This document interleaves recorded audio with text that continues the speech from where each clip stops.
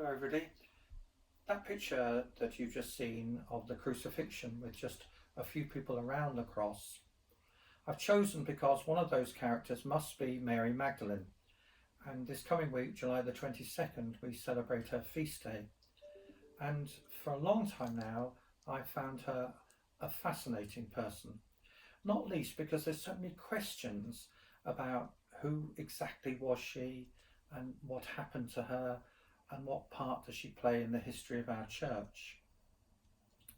So for many centuries, since the 7th century and Pope Gregory I, she has been identified as the repentant sinner. But in more recent times, scholars have sort of disentangled the three ladies with the name Mary. One is the repentant sinner, one is Mary of Bethany, and the other is Mary Magdalene. And scripture scholars have seen her rather than a repentant sinner, rather as an affluent lady ministering to Jesus and his disciples, loyal to the very end, somebody, the canonical Gospels tell us, who witnessed the crucifixion and the burial, and we are told that she is the first recorded witness to the resurrection, and in fact charged with going to tell the disciples that the tomb is empty. And what happened to her afterwards, we just don't know. One of the legends is that she went to Ephesus with John. One of the legends even says she married John, but we don't know. But it's quite nice to speculate, and I'd like to speculate in a certain way.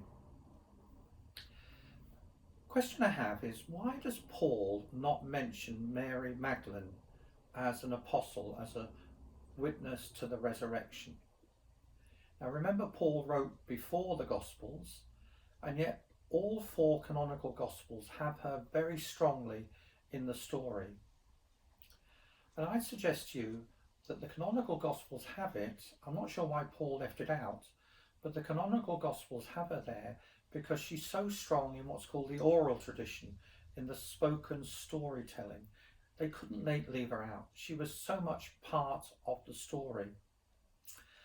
And furthermore, by the time the Gospels were written, perhaps those Gospel writers knew that Mary had become an important member of the early church, perhaps even to the point of leading a church in that early Christendom.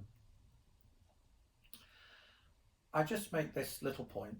As our church in this present age struggles with finding a proper role, a leadership role for women in our church, and it's a real issue and it's got to be looked at, I think Mary Magdalene is somebody that we can honour as this strong witness to Christ, strong disciple of Christ, and strong leader in the early church.